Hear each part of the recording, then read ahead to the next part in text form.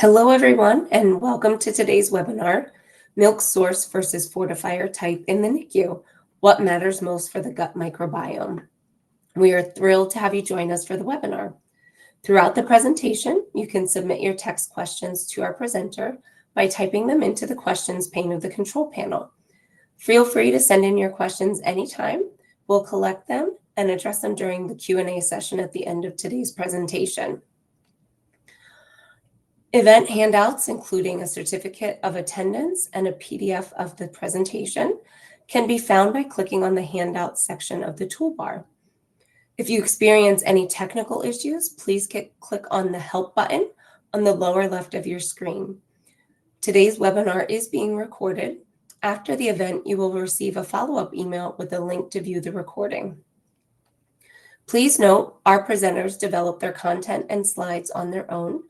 We are aware that one of the slides includes an image of a bottle and a teat. However, we agreed with Dr. Azad that it effectively illustrates the point regarding the inferiority of human milk substitutes. This image should in no way be interpreted as an endorsement or promotion of bottles or teats. Today, we are honored to welcome Dr. Megan Azad to our webinar. Dr. Azad is a professor of pediatrics and child health at the University of Manitoba, where she holds a Tier 2 Canada Research Chair in Early Nutrition and the Developmental Origins of Health and Disease. She co-directs the Manitoba Interdisciplinary Lactation Center and leads groundbreaking research on infant nutrition, the microbiome, and child development. Dr. Azad is the Deputy Director of the Child Cohort Study, following 3,500 children to explore how early life experiences shape lifelong health. She also directs the Thrive Discovery Lab and the International Milk Composition Consortium with support from leading global research institutions. So please help me welcome Dr. Azad. Thank you so much, Jess, for the kind introduction. It's a pleasure to be here and share with you the research that I've done in collaboration with many others on this topic. So I do want to, with that, first acknowledge my co-authors on this paper. So there are several, but I want to especially highlight Dr. Michael Narvi, the head of neonatology at the Children's Hospital here in Manitoba, as well as Shreyas Kumbare, who was a postdoc in my lab at the time of this research and did most of the bioinformatics and data analytics that you'll see. So I will start, as always, with my general disclosures. These are my funding sources, for which I'm very grateful. And specific to this study, I wanted to acknowledge that it was funded by Prolacta Biosciences, the manufacturer of the intervention product, as well as the Manitoba Children's Hospital Research Foundation and the Molly Towell Perinatal Research Foundation. So let's jump in. Our objectives for today will be to describe key differences between milk sources, meaning mother's milk versus donor milk, and fortifier types, either made from human or bovine sources, available in NICU settings. We also want to understand the importance of gut inflammation and the gut microbiome in very low birth weight premature infants. And finally, differentiate the effects of milk source versus fortifier type on these important parameters. So starting then with human milk. Human milk is, of course, a superfood. I think this is a buzzword that's maybe overused these days, but hopefully we can all agree that if there's one food that deserves this title, it's human milk. So it contains all the nutrients a baby needs to grow and develop for the first 6 months. But human milk is more than food. So we could also think of it as a baby's first vaccine. There's actually some countries in the world where on the vaccination record, the first line item is actually colostrum. So that first milk produced in the first couple of days, which is super rich in antibodies and other immunoprotective factors. So important to a developing infant who's born with an immature immune system. So they rely on that protection from mother's milk. Milk we could also frame as personalized medicine, maybe another overused buzz term these days, but again, I would argue this really applies to human milk. So what you can see in this visual really clearly is milk produced from the same mother just a few days apart, and it's visually a different color. So imagine if you could look with a microscope or do a molecular analysis, it's very different. And the only difference in these couple of days is that either the mother or the infant got an infection. So the milk is adapted to suit the new important needs of that mother-infant diet based on their environment and their health status. So that's one example of how milk is dynamic. It's changing. It's changing to meet the needs of the mom and baby, but it's also dynamic in other ways. So just over the natural course of an infant growing and developing, its needs are going to change, both nutritionally, immunologically, and so on. And milk is going to change step by step along with it to meet those changing needs. So that's like a temporal or a longitudinal change, but milk is also dynamic even within one day. We know that certain components in milk are different in the morning versus at night.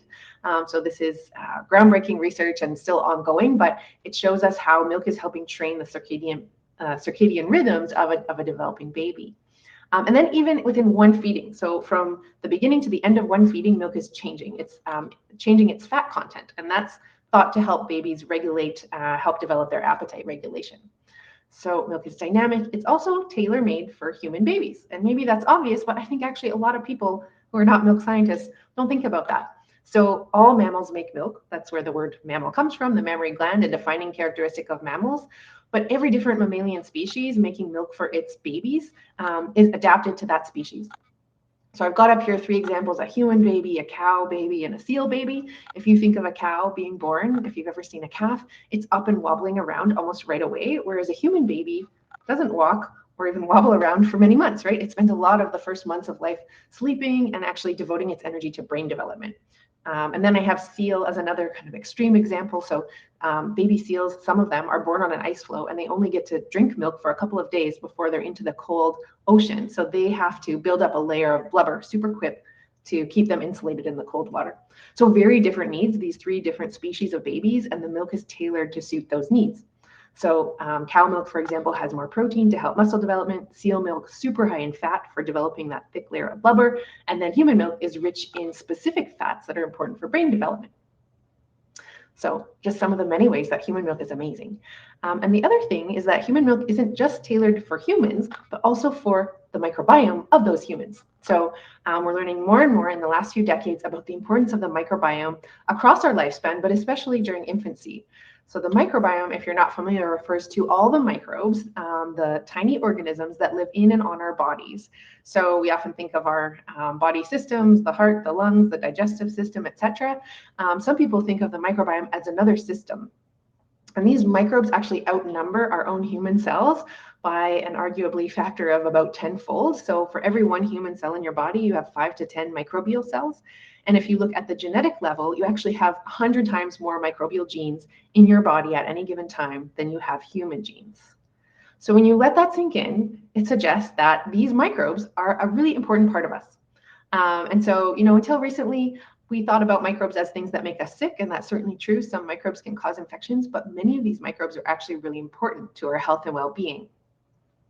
So microbes live all over our bodies, on our skin, in our nose, but the biggest concentration of them by far is in the gut. And so a lot of research has been done in the gut microbiome, and we now know some of the things these microbes do to keep us healthy. And that includes things like making vitamins that we are not able to make ourselves, helping defend against those harmful pathogens and microbes, influencing the harvest of calories or energy from our food.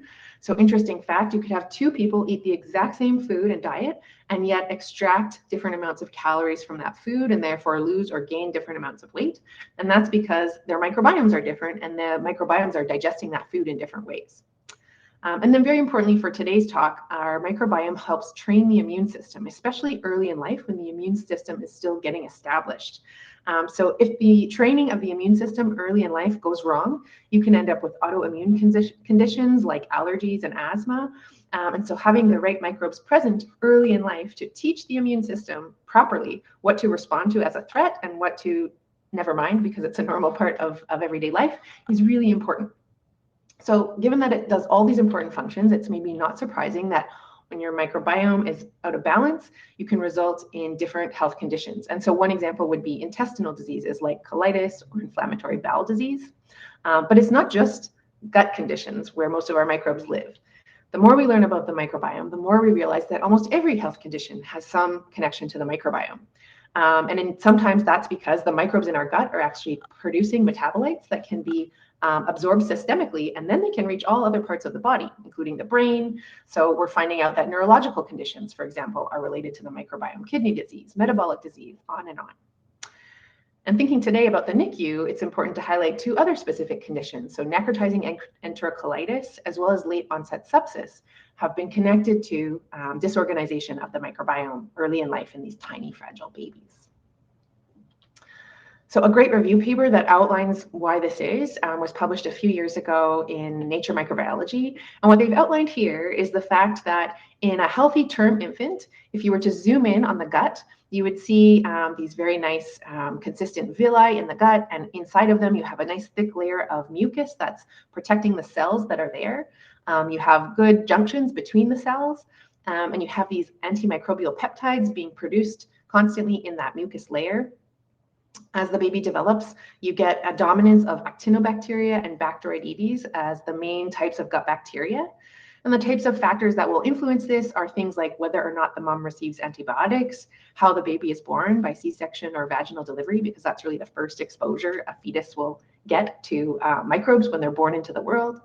And then other influencing factors as the baby gets older is feeding choice. So is the baby being breastfed, whether the baby itself receives antibiotics, and the home environment, which is a source of microbes.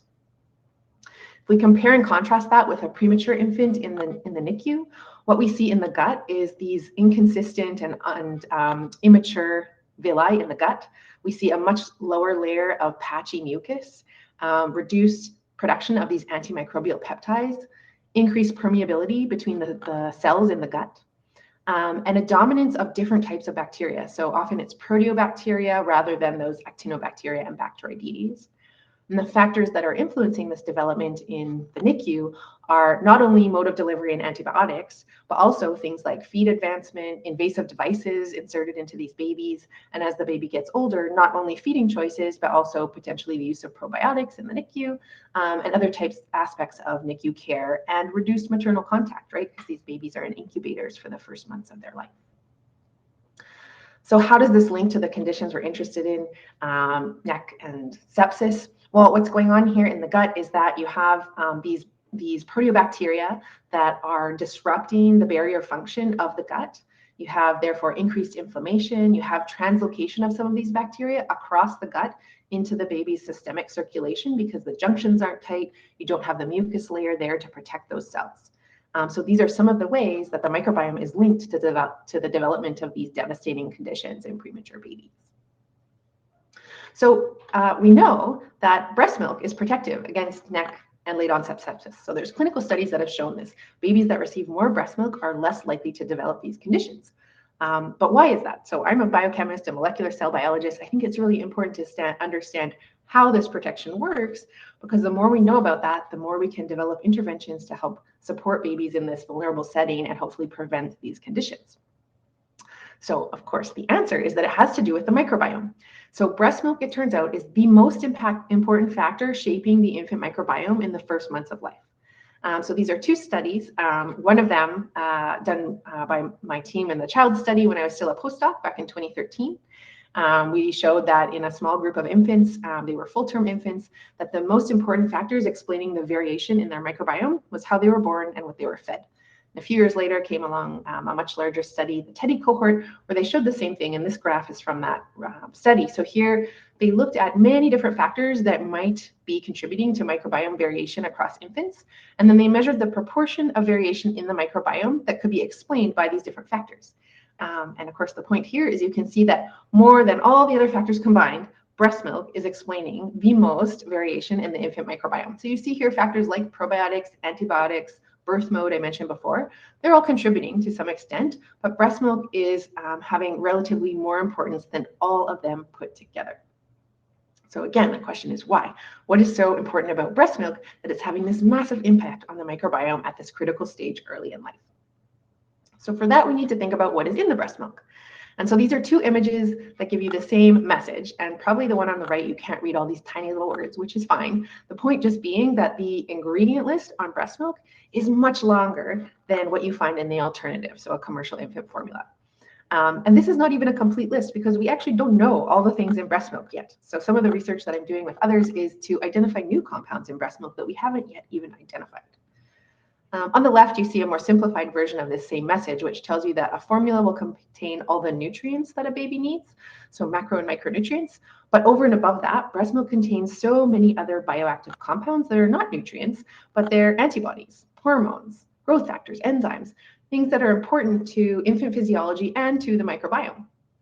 And I would argue that we should update this figure with the microbiome in mind, because there are two other aspects of breast milk that aren't included yet, and that is probiotic bacteria, meaning live beneficial bacteria, and prebiotic oligosaccharides. So oligosaccharides and prebiotics are food for beneficial microbes. And it turns out that both of these are naturally contained in breast milk. So this comes back to the idea that breast milk is not just optimized to feed the baby, but also to feed their microbes. And so you might be thinking, but Megan, I've seen formula on the shelf these days. They have probiotics and prebiotics. And that's sort of true. Formulas are always trying to improve themselves and become more like human milk, and that's a good goal to have. But the reality is it's really not the same. So human milk contains, dozens or hundreds of different strains of bacteria, whereas what you're finding in formula these days is like 1 or 2 strains being added. So it's really not the same, and the same goes for the prebiotics. There's over 100 of these produced in human milk, and there's only a few being added to formulas. And even if we could add all 100 of them, we wouldn't know what amount to put, because each mom is making different amounts of these different prebiotics and contains different amounts of the different bacteria. So there's really no possibility of making a one-size-fits-all replacement. All right, so breast milk is got all these important factors. It's feeding the baby, it's feeding the baby's microbiome, and the microbiome is helping to shape the immune system and protect NICU babies from NEC and from sepsis. So given that, the current recommendations for feeding in the NICU, and I've pulled here the position statement from the Canadian Pediatric Society, is very clear about avoiding use of commercial milk formulas in the NICU. And that's because commercial milk formula, as compared to human milk, disrupts the gut microbiome and its development. So I've shown you clear evidence of that already. And that's because formula contains either no probiotics and prebiotics or just a few of them, among other reasons. Formula is also known to trigger oxidative stress, and that's really important, especially in the immature gut. This is because manufacturing processes cause oxidation and also deplete antioxidants. So you're getting more oxidants and less antioxidants. Formula milk is also known to trigger inflammation in the gut. Again, another important process in the development of NEC and sepsis. This is because it contains cow proteins. It comes from cow's milk. And these foreign proteins can trigger inflammation in the human infant. And there's also a lack of anti-inflammatory compounds found in formula that we would otherwise find in mother's own milk. And finally, there's a lot of clinical studies showing that formula milk feeding, especially in NICU infants, predisposes those infants to both acute and chronic diseases. So we've talked about NEC and late onset sepsis, of 2 examples of acute disease in the NICU. Examples of chronic disease would be conditions like asthma and obesity that show up later but can be lifelong lasting. So given that we don't want to use formula, what do we want to use? Well, this is the same recommendation. When mother's own milk is not available, limited or contraindicated, then provide pasteurized donor human milk. So a few words about donor milk then. Donor milk is first and foremost human milk, meaning it has no cow proteins. So those are not there to trigger inflammation. So that's a good thing. But we should acknowledge donor human milk is typically made for older babies. So donor milk is mostly from mothers who have older, healthy infants and have more than they need. So they donate the excess to a milk bank, which is wonderful. But this does create a potential timing mismatch, right? And I talked about earlier how human milk is dynamic. It's adjusting to the needs of the baby as the baby grows. So when you're feeding milk from an older baby to a premature NICU baby, you might not have the ideal match that you would have if the baby was able to consume its mother's own milk. Donor milk is also pasteurized. So it has to be pasteurized in order to kill any potential pathogens, because we don't want to transmit disease. But this also means that we're killing other cells, so the beneficial microbes along with maternal cells. So human milk contains maternal stem cells and immune cells, and those are not able to withstand pasteurization. This process also denatures some of the bioactives that we talked about, so enzymes and antioxidants, for example. So definitely there are benefits to donor milk, but it's not the same as mother's own milk. So to kind of summarize all that in one place, I've got here a comparison of these different types of human milk or of infant feeding sources that we've just discussed. So if we think about mother's own milk fed at the breast, this is of course ideal. It's got all the nutritional requirements. It's going to provide those important maternal immune components that are matched exactly to that baby and mother's environment, and it's going to have that dynamic change over time. Now, if we take one step beyond that and think about expressed mother's own milk, so a mother who's pumping and then storing that milk and feeding it at another time, this is still providing all the nutrition, and it is providing maternal immune components, maybe a little bit less. If they're frozen, some of those can lose some of their activity. And there is an adaptation to, if that mother and baby are in a shared environment and they're exposed to a common pathogen, but you don't have that exact immediate real-time time matching that you would with feeding at the breast.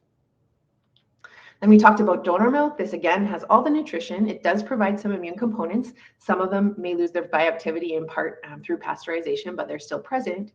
But we don't have this adaptation because it's not the baby's own mother providing the milk.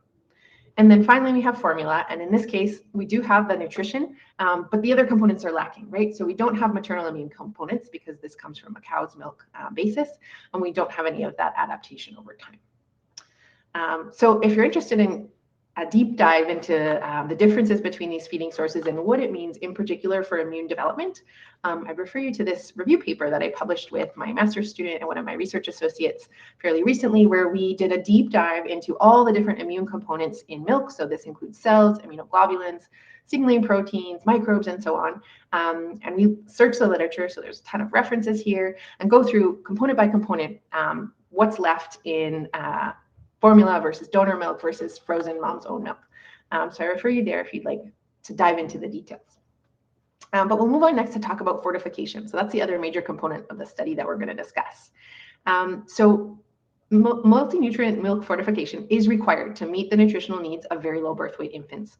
So even if they're getting their mother's own milk, they need extra fortification because of their very unique needs. Now, there's two types of of milk fortifiers available. The first is what's traditionally been available, made from cow's milk. So it's a bovine-derived human milk fortifier. We call them BHMF in this study. Comes from a cow originally. But more recently, there's been new human-derived human milk fortifier come available as an alternative. And, this seems like a good thing. We're avoiding the cow proteins. We're getting something that's closer to human milk.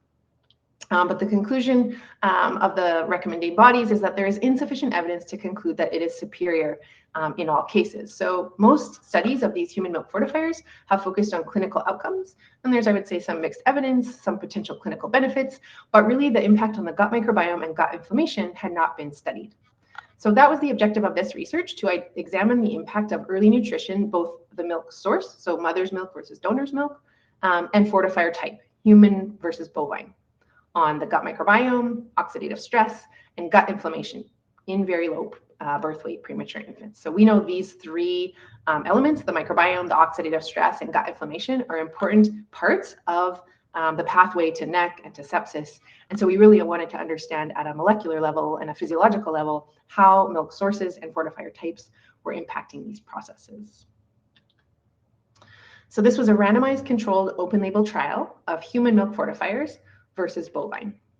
So we studied 30 very low birth weight neonates. They were all under 1250 grams, born between 26 and 30 weeks of gestational age here in Winnipeg. So our control group received the standard of care, which was always donor milk if mother's own milk was not available. So none of the babies received formula, and it was fortified with the typical bovine fortifier used in the unit. The intervention group was replacing that bovine fortifier with the newer human milk fortifier product. We followed up until 35 weeks of adjusted gestational age, and the outcomes of interest were, as I mentioned, the microbiome composition. We analyzed that by something called 16S rRNA sequencing. We also looked at oxidative stress by measuring urinary isoproteins. We analyzed gut inflammation using fecal calprotectin as a marker. And as a post-hoc analysis, we also looked at weight gain. So this is a visual summary of that study design. You can see here that we sampled the stool and the urine at 4 time points. So the first was when we were about to start the intervention. So babies were about to start receiving fortifier. We then sampled again 7 days later. And then our third sampling time point was when the intervention would end. So in this unit at 33 weeks of adjusted gestational age, this is when the fortification stopped. And then the final time point was at the either discharge or when the babies reached 35 weeks of adjusted gestational age. So this is the study design. I want to really emphasize, so the primary goal of the study was to to compare the two different fortifier types, so bovine versus human. This is a randomized experiment. Infants were randomly assigned to either receive the bovine fortifier or the human fortifier. Looking at the source of milk, so the donor milk versus the mother's milk, this is an observational analysis because that was not randomized. That was determined by whether or not the mother was producing enough milk. That's always the first choice for these babies. But when they didn't have enough, they received donor milk. And so that was an observational analysis. We just tracked in great detail every day what the babies were receiving. And we then classified the babies into two groups, either receiving low mother's own milk or high mother's own milk. And we chose 50% as the cutoff. So at the time of each sampling, we looked back at the baby's feeding records. And if they had received more than 50% mother's own milk, then we classified them in the high group. And if not, they were in the low group. All right, so into the results. This is our study population. You can see here, the mothers were on average about 30 years of age. There was a similar number of C-section births in each group. Most of them born by C-section. Gestational age was almost identical across the two groups, birth weights and so on. So there's no significant differences between the groups as you would expect in a randomized study. And I'll just highlight in terms of mother's own milk intake that it was just over 50% on average between the two groups, but that varied from about 18 to 90%. All right, so starting with the microbiome. As expected, we saw that diversity of the microbiome in both groups increased over time. So this is what we expect to see in a developing baby, that their microbiome is slowly increasing in diversity over time. That's what you're seeing in this graph here. In blue, the bovine fortifier group. In yellow, the human fortifier group. Both groups increased over time and there was no difference. We also saw high inter-individual variability in microbiome composition. So these charts are showing, in this case, each bar is one baby and the colors are different types of microbes that you see here. And there's a lot of different colors going on in both groups, which is not surprising to us, especially early in life. Babies have a lot of variation in their microbiomes from one baby to the next. That was true here. And when we did on average, the two groups compared to each other, we didn't see a strong difference between them. What we can notice is that at time point 1, so this first around 7 days of life, Staphylococcus, the yellow, was dominant in both groups, not in every single baby, but that was a pattern we saw. And that over time, we see more increases in Clostridium and Enterobacteriaceae as the infants age. But overall, the main finding here is that there really was no clear impact of the fortifier type. So the diversity is similar in both groups. The composition is similarly variable in both groups. Another way that we like to measure that and visualize it is like this. So here, each dot is one baby, and that dot is representing their entire microbiome composition. And so when two dots are close together on the graph, it means their microbiomes are similar, and when they're far apart, it means they're different. So you can see here that the blue and yellow circles are overlapping. There's no clear separation of the bovine versus the human fortifier groups in the study.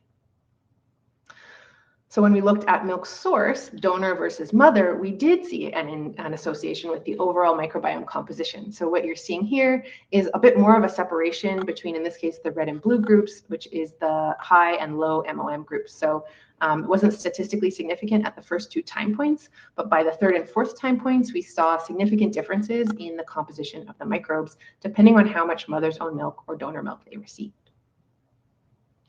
Another way we could look at this is to say, of all these different factors that we know about the babies, which of them are explaining the variation in the microbiome? And so this might look similar to the first graph I showed you from the Teddy study, where they had that big pink breast milk bar explaining so much of the variation in the microbiome. We saw something sort of similar here, especially out by the third time point. What you could see is this mother's own milk group, so whether they were high or low in mother's own milk, was the most important factor, combined with mother's own milk intake, like the actual amount. These two were the most important factors explaining the microbiome variation among the babies in the study. By comparison, when you look at this, the next bar down is fortifier type. So this is the bovine or the human fortifier. There's no star. It's not even reaching statistical significance, whereas we have this very clear importance of the mother's own milk intake. And we also looked at, antibiotic use, birth mode, all of these other things. None of them reached statistical significance. It was really the mother's own milk intake. We also looked at specific taxa to understand if any of them individually were affected by fortifier type. So we did find a couple that were different. So the infants receiving human fortifier had more of a type of bacteria called Erwinia, and they had less Varibacterium and one particular class of Clostridiales. So you can see that here in these graphs. These were really the only few that were affected by the fortifier type. In contrast, when we looked at the milk source, I'm not even showing all of them here, but there were many taxa, many different types of bacteria that were associated with the type of milk being received. So for example, here you're seeing that the red group, the infants receiving high amounts of mother's own milk, they had less Clostridium, they had more Bifidobacterium, Veillonella, Propionibacterium, and Enterobacteriaceae. Bifidobacteria and Veillonella in particular are two that are well known to be important and beneficial to the infant. So the fact that babies receiving high mother's own milk had much more of this Bifidobacteria is a really good sign. And furthermore, these bacteria, so Clostridium, the ones that were lower in the high mother's own milk group, these are known to be associated with NEC. So babies receiving more mother's own milk are having less of these bacteria, which we know to be a warning sign for NEC. And on the flip side, these babies receiving lots of mother's own milk had more beneficial bacteria. So Bifidobacteria, Propionibacterium, these are known to produce anti-inflammatory short-chain fatty acids. So that helps with keeping down inflammation. And Veillonella is known to produce antioxidant proteins. So these are good things. We want to see more of them, and it seems they're being fostered by mother's own milk. So moving to oxidative stress, another thing that we were interested in, we found that this was not affected by either fortifier type or milk source. So here you see human and milk fortifier groups had very similar consistent levels of oxidative stress markers. And we also didn't see a difference by low or high mother's own milk. So our third outcome was gut inflammation. And this one was a little puzzling to us. It was actually higher in the human fortifier group. So that's what we're showing on the left here. You see this yellow line. This is the babies receiving a human milk fortifier. They had more fecal calprotection, our marker of gut inflammation. But actually, what the clinicians pointed out to me, which is the advantage of having clinicians on your team, they said, I'm not really sure what this means because yes, the levels are higher, but they're not anywhere near as high as we would typically see if a baby had a disease. So this little difference, we're not sure if it's clinically meaningful. And given that, we did a little more kind of looking around and we saw that actually this marker that we're using, fecal calprotection, it's actually found in milk. So we're measuring it in the feces of the babies, but human milk, and therefore probably the fortifiers made from it, contain calprotectin. So this is a well-known biomarker of inflammatory disease in adults. This is a fecal calprotectin test is a common one to give, but this raises the question whether it's actually a good test to give to babies because they're actually consuming calprotectin in the milk that they're drinking. So maybe it actually makes sense that we saw more of it in the human milk fortifier group because maybe they're just drinking it in the milk and it's not actually, in this case, a marker of inflammation. So that's something to think about. All right, so our final analysis was a post hoc one to look at weight gain. And this was actually one of the reviewers to our paper said, you've done this beautiful study, you should analyze whether there was a difference in weight gain. So our study wasn't powered to necessarily do this, but we looked at it and what we found was there was no detectable difference between fortifier types. But there was a clear difference when we looked at the low versus high MOM groups. So the group receiving more mother's own milk had better weight gain trajectories than the group receiving low mother's own milk, whereas we saw no impact of the fortifier. All right, so the conclusions of this study were that really the source of human milk, meaning mother's versus donor milk, was more important than the type of fortifier, human versus bovine, in shaping the gut microbiome in very low birth weight infants. We also found that neither was related to oxidative stress, that gut inflammation could really not accurately be assessed with the marker that we chose, and that weight gain was unaffected by fortifier type, but was positively associated with mother's own milk intake. So that's what you're seeing here in the graphical abstract. We saw that when we compared in a randomized experiment fortifier types, human versus bovine, we saw no impact on weight gain, no impact on the microbiome diversity. A couple of microbes showed a difference in relative abundance. In contrast, when we looked at the milk source, mother versus donor, we saw healthier weight gain, a stronger association with microbiome composition and diversity, and an increase in a bunch of beneficial bacteria for infants who received more of their mother's own milk. And very clearly, we saw it was the milk source, much more so than the fortifier type, and even more than antibiotics, that was associated with microbiome development. So I do want to acknowledge a few study limitations. One is that it was a relatively small study, just 30 infants. This was clearly sufficient to detect statistically significant differences in mother's own milk intake, but possibly underpowered to detect maybe smaller impacts of fortifiers. So this doesn't completely eliminate the possibility that the fortifiers are having an impact, but if they are, it's much smaller than the impact we see from the source of milk. We also used a technique for microbiome profiling that didn't allow us to get at strain level differences, so we could understand species level differences, but there can be important strain level differences in microbes that are relevant physiologically, and we couldn't detect that with our methods.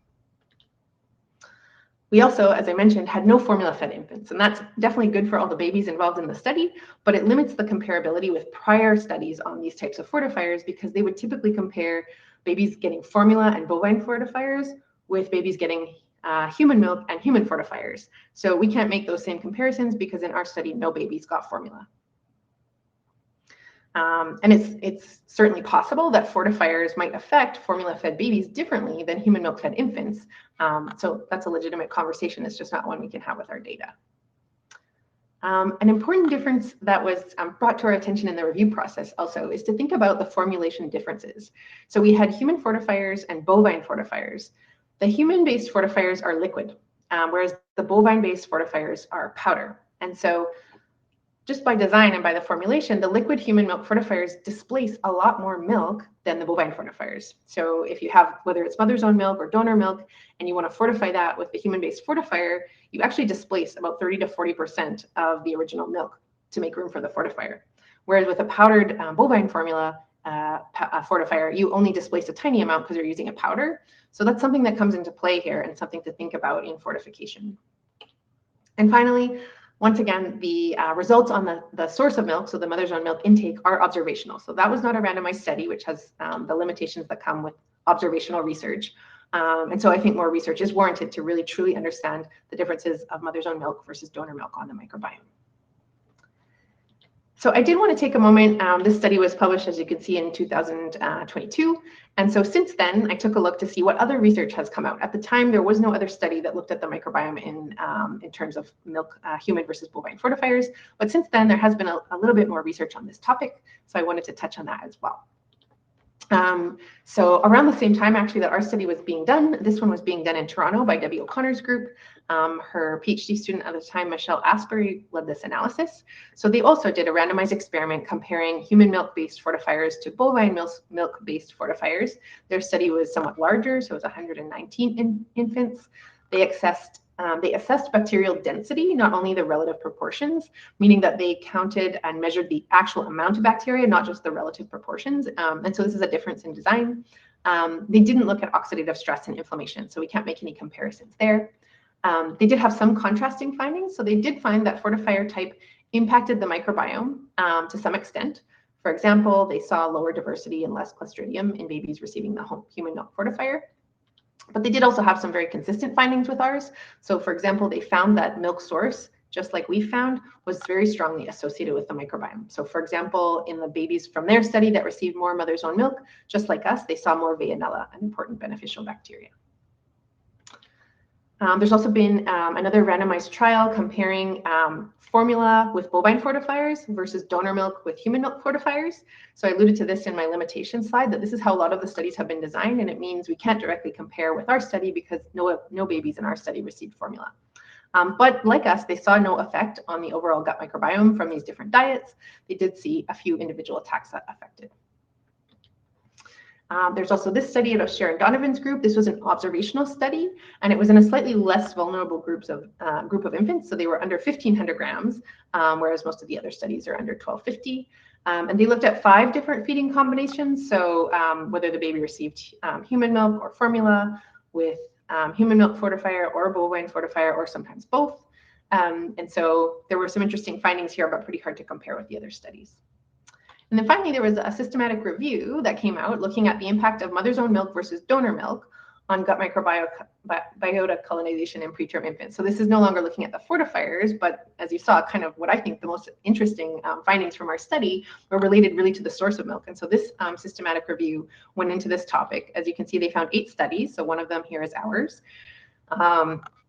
And what they found was that donor milk fed infants versus mother's own milk had lower alpha diversity in their gut microbiome, had more Staphylococcus and Clostridiaceae, less Bacteroidetes, less Bifidobacterium. So consistent with what we saw, less of these beneficial Bifidobacteria in the infants receiving more donor milk.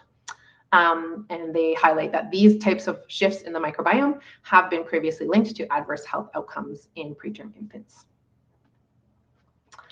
All right, so to summarize, what matters more for the gut microbiome in the NICU? Milk source or fortifier type? Well, we find that it's milk source. It's mother's milk versus donor's own milk, mother's own milk versus donor milk that is relatively more important than the type of fortifier, human versus bovine. We find that specifically mother's own milk fosters beneficial microbes like bifidobacteria and Veillonella.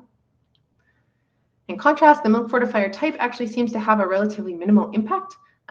This finding is inconsistent across trials with different study designs. So I showed you in detail the results from our study. There have been a couple others that find slightly different findings.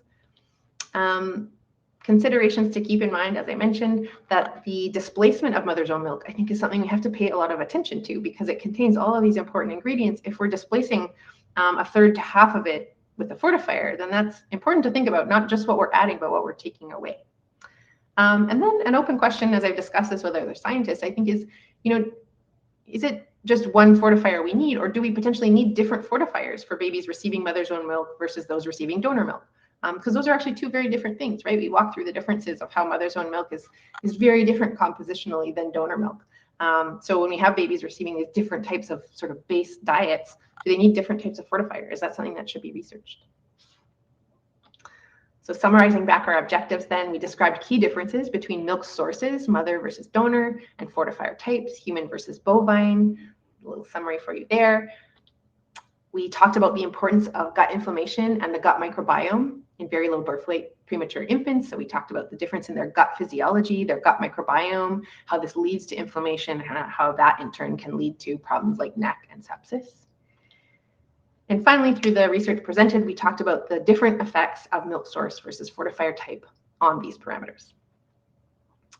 So I want to wrap up by thanking all the many people that contributed to this group, to this work. My co-authors, as I mentioned, Michael Narvi and Shreyas Kambare, the others on our team, including the dietitians in the NICU, our other research collaborators doing the microbiome sequencing and the sample analysis, the members of my team, and the funders of this research. I'm happy to take questions, and if we don't get to all of them today, this is where you can find me. You'll be receiving a handout of the slides, and the last one I've got for you here has a link to this study in bold, as well as the other ones that I talked about today. So I'll wrap it up there. Thank you so much, Dr. Azad. Your presentation was amazing. We've had several questions that have come in, but just as a reminder, you can continue to submit your questions through the questions pane. So our first one today, someone asked, this is a two-part, how does maternal disease in a mother affect her milk following the birth of her term or preterm infant? And then also mothers that are subject to high stress, such as those in Gaza, how is their milk affected? Great question. So my first response to most questions about human milk is don't know enough. There's not been enough research on human milk, but there certainly is some. And I'm part of some ongoing studies where we're trying to look at this type of question. For example, we're looking in parts of the world where undernutrition is a problem. So if a mom herself isn't fully nourished, is that going to affect the composition of her milk? And if it does, is it in such a way that the alternative is better, or that it's still better to feed your own milk and maybe provide supplements to the mom or to the baby? So this is something that definitely we need to know more about and that we're learning about. Stress is another good one. I actually just had a postdoc join my lab this month. That's going to be the focus of her research, is to understand how stress affects milk composition. The sort of most obvious factors to look at first are actual stress hormones, so things like cortisol. We know those are present in milk, so are they fluctuating in response to maternal stress, and what effect might that have on the infant? But also other components too, right? Milk is this complex system. Everything interacts with everything. So if the stress hormones are different, is that affecting the nutrients or the immune proteins? That's something that we're looking into. But I think overall, the evidence we have today would suggest that in the vast majority of cases, even if the mother has stress or other conditions, her milk still has so many beneficial components for the baby. You want to monitor that baby for weight gain, for example, especially in the NICU. And if it's not following the right curve, then maybe there's a need for supplementation. But there would be very few circumstances where you'd recommend not providing mother's own milk because, as I showed, there's so many important, even aside from the nutrients, immune factors that are never going to be replicated in an alternative. Great, thank you. So our next question, someone asks, when you look at donor breast milk, was shelf stable versus milk bank donor considered during your study? Good question. At the hospital we were working with, it was always frozen from a milk bank. So shelf stable wasn't used in that setting. It's a reasonable question though, but not something that we were able to investigate. So our next question, someone asks, did you compare using fresh mother's own milk versus refrigerated or frozen breast milk in your study? Yeah, I know that's a hot topic these days. We didn't in this study, but I'm really interested to see the results of the ongoing research looking at that. I mean, it's pretty clear that frozen mother's own milk is absolutely better than any alternative, but that freezing process does interfere with some of the components in the milk. So fresh is probably always best, I would venture to say, but that research is still outstanding and it's not something that we addressed in this particular study.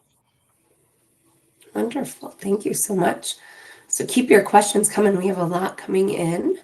So someone asks, they said they're curious about any interaction of human milk fortifier on the proportion of mom's own milk. Like, could the effect of human milk fortifier depend on how much of the infant's diet is mom's own milk versus donor? Yeah, I think that's potentially, and that's what I was getting at with kind of some of the consideration points. So the idea that, the base composition is important. So if a baby is maybe already getting their mother's own milk, maybe it's less important that they get this human fortifier because they're already getting all these bioactives from mother's own milk. Whereas if they're getting donor milk, maybe they're lacking more in those things, and maybe the human fortifier is going to make more of a difference. Like, that's a complete hypothesis that I don't know the answer to, but I think it's a valid question. And also, like, in terms of this interaction, the idea that the human milk fortifier, at least in the form we were using, it's a liquid, so it's displacing a lot more of the base milk, and displacing donor milk might not be as harmful, let's say, to the infant than displacing mother's own milk. So I think all of those are things that we weren't necessarily thinking of at the outset of this study, but have come up as important questions to address in future research.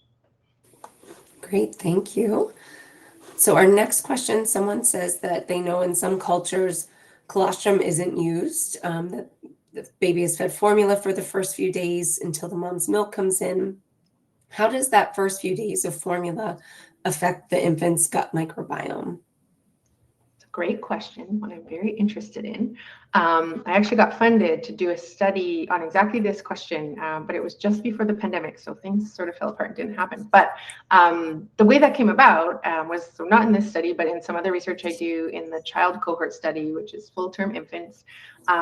We have looked at the microbiome of babies. It's a much larger study. We have thousands of babies, so we can look at like pretty nuanced differences. And one of the findings through that research was that babies who received, I call it just one bottle, so they received formula in the hospital, and then after that they received all breast milk. We don't exactly know the reason why, which is an important question, but we saw that about 30% of babies who received exclusive breast milk after the hospital had actually received some formula in the hospital. And so we looked specifically at that group of babies, and when we profiled their microbiome, which was 3 months later, we could see a difference, not a huge difference, not as big as the difference you see between formula feeding and breastfeeding, but in certain bacteria, including the bifidobacteria I mentioned, which are really important for healthy gut microbiome development, their levels were lower in the babies that received that just one bottle of formula. And this is 3 months later. We didn't have a sample earlier than that. So I would venture to guess if we looked sooner after the exposure, the differences would be even bigger. A question remains, like, does that mean anything for their health and development? We need to study that more. But to me, it's a signal that a very brief transient exposure to formula early in life can have a lasting impact or echo in the microbiome. And that's just thinking about the microbiome, right? We could think about other things too. Like, we have data from some of our studies showing that receiving colostrum, so kind of the opposite, just one feed. So babies who received formula after they left the hospital but did get colostrum, we see a beneficial impact of that, just 1-2 days of colostrum, on their blood pressure profiles at 3 years of age, so their cardiovascular development. So I think this colostrum is really important. And I had presented some of that research at an international conference, and some researchers from Bangladesh came up to me after, and they said, wait, so are we to understand that missing out on colostrum has this long-lasting impact? And I said, yeah, I think so. And they said, well, because in Bangladesh, where we're from, pre-lacteal feeding is a very common practice. They don't feed the colostrum first, they feed something else. And like, if this is a problem, that's a big deal because everybody does that. And so we designed a project together to study that issue. And I guess some good news, bad news is we didn't get to do the study because of COVID, but good news is the rates of that pre-lacteal feeding have actually gone down a lot because of the awareness. And there's a great story in Melinda Gates has a book and talks about some of the work they did. I think it was in India around exactly this sort of the cultural beliefs that colostrum is dirty, right? It's a different color. We should wait till that drains out and then feed the good milk to the baby, right? And now that we know all the science behind colostrum, that sounds very bad for the baby, but how do you go in and change a cultural practice? And I found like the story in that book was that they had one of the midwives become a champion in that community, sort of learn about colostrum. They saw that one baby that was on its deathbed was able to receive colostrum and survive. And that was able to perpetuate and sort of have a culture shift in that community that now all the babies get colostrum because they're aware of how valuable it is. So all that to say, I think colostrum is amazing and really important, but yes, we have to be mindful of cultural practices and be sensitive about the way that we transmit that information. Wonderful. So our next question, someone asks if you measured the calorie count of mom's own premature breast milk and wonders if it was more than the 20 calories per ounce to meet the needs of the preemie. Yeah, we don't have that information in this study, but as I've said, milk is very variable between moms, and so that's one of the things that can vary is the calorie count. I know that's very important, but in the NICU we were working with, they didn't have the ability to make those measurements. Okay, our next question. Have you looked at what is in milk provided by an individual that is chest feeding? No, not as part of this study and not as part of any study. I have not.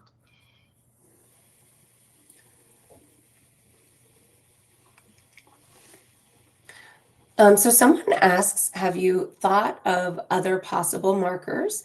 And do you think that inflammation of infants not fed mother's own milk is strong enough to be detectable in urine or just stool?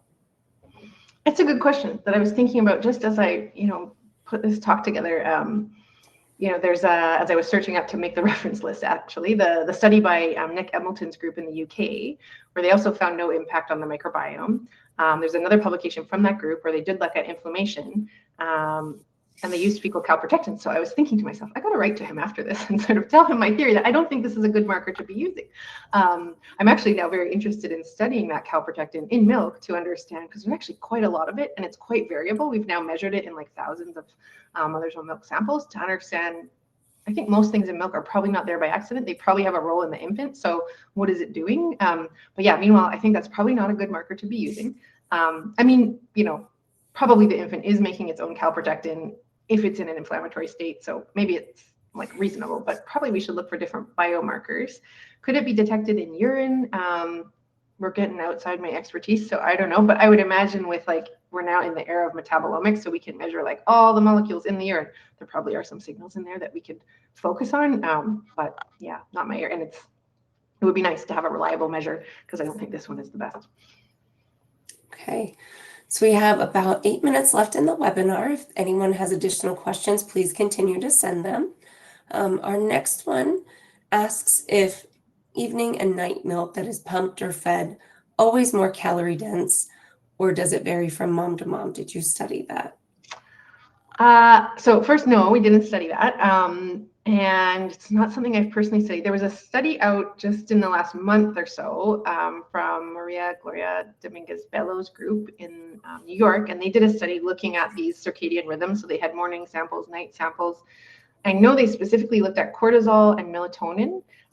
So cortisol being a stress hormone, we expect that to be higher in the morning, and it was. Melatonin being a sort of go to sleep hormone, that was higher at night. And I'm forgetting right now what else they measured in that study. I feel like they measured some other bioactives, but I'm not sure they looked at calorie count. But that's actually one of the easiest things to measure in milk. Like these other assays can get pretty expensive. So if it wasn't measured, then we could ask her and get samples out of the freezer. But yeah, I'm not sure, and we didn't measure it in this study. Excellent. Well, thank you. Just going to give another moment to see if any other questions come in. Is there a difference in, did you study at all for milk versus hind milk? Was there a difference in fat composition, and did that make an impact in the study? Yeah, we didn't, but another area of ongoing research, if moms have more than enough milk, should they collect the hind milk separately because it's higher in fat, and then maybe that's what they should prioritize to give to babies, especially in the NICU. So yeah, it was not something that we analyzed in this study, but I think a sort of clever and important area of ongoing research for sure. Wonderful. Well, thank you so much. Oh, we just had a couple come in here.